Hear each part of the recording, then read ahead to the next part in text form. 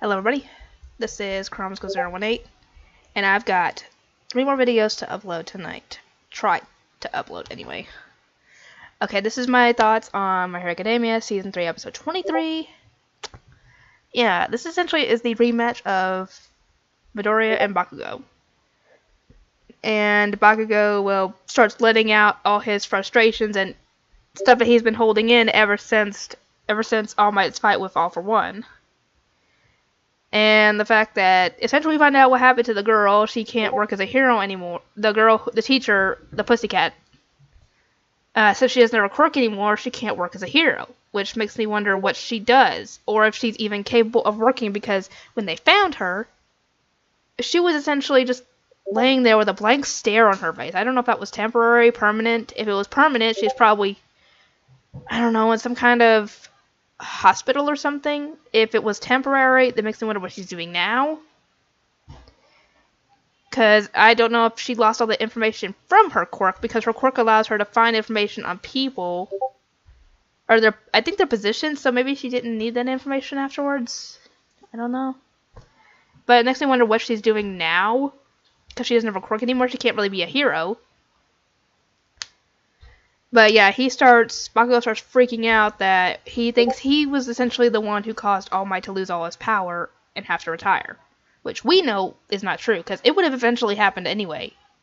Because apparently, I think, whenever All Might would use his power, I think he would burn out a little bit of his power that he had left, a little at a time, until it was about gone by the time he fought All For One. Which would make sense, but that makes me wonder, did it happen because of his injury in his weakened state, or was that because he gave it to his power to Deku? I really hope it's the former one, because I don't want to think about... Actually, it would make sense if it was the latter, because apparently All For One has killed every single person who had One For All before, and he said that Nana Shimura was weak when he fought her, which was after she gave her power to All Might. So if that was the case, that would make sense from a logical standpoint. Which I really hope doesn't happen, because at this point I wouldn't want Deku to give up One For All if that was the case, because then he would lose his power. Oh boy. Hold on,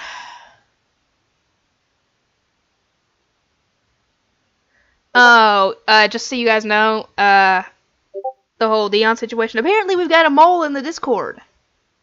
Yeah, I don't know who it is in the Discord, but I know that outside the Discord there are Cool Man Steves. So whoever you are, just fess up. If you're seeing this, of course, but I doubt it. But anyway, yeah, he starts freaking out, letting out all his frustrations. We never see this side of Bakugo, essentially. This essentially is him showing guilt over...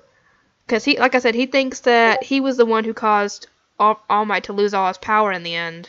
And he feels guilty about it. And this is actually shown while they're fighting.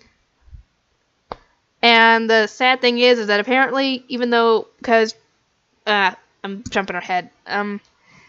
While they're fighting, I guess a security robot spots them fighting and informs Aizawa of this. And, well, he rushes out to go and stop them.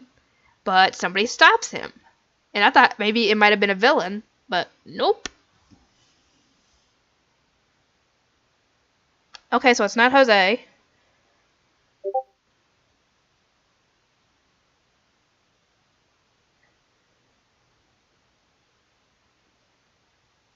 Even if he is, whoever this person is snitching us, I don't care. They don't have the link to send to Dion. Haha. No links. Because I deleted all the links. But anyway, yeah, I'm watching this whole thing going on while I'm talking about this. Anyway, yeah, while they're fighting, like I said, Aizawa gets stopped from going after them and stopping the fight. So it was either a villain or possibly All Might, or a teacher, something. Anyway,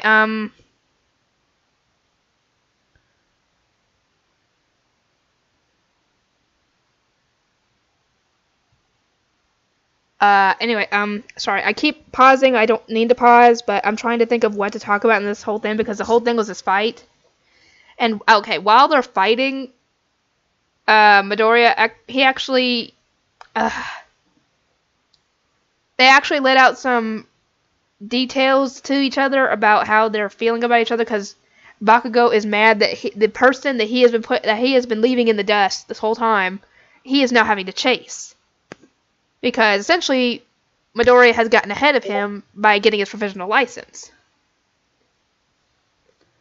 And Midoriya tells him that, you think this is why I'm fighting or whatever? He essentially is telling Bakugo that he admires him and he wants to be like him. Not in personality, obviously, but still. Essentially, they're letting out frustrations to each other that they've been keeping hidden this whole time.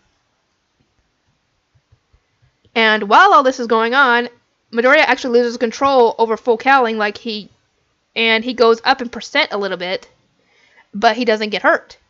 Because of all the training that he's been going through and getting stronger, he can now use 8% of one for all. And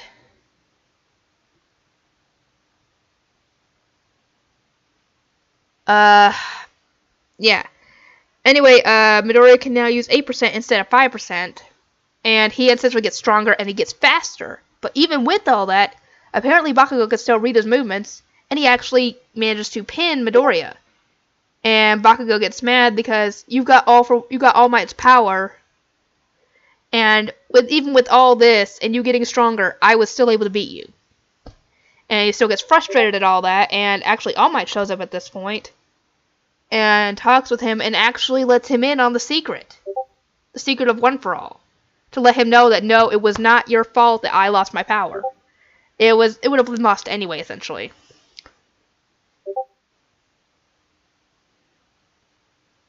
Anyway, yeah, essentially Bakugo knows about the secret now, and they get reprimanded when they get back to Aizawa.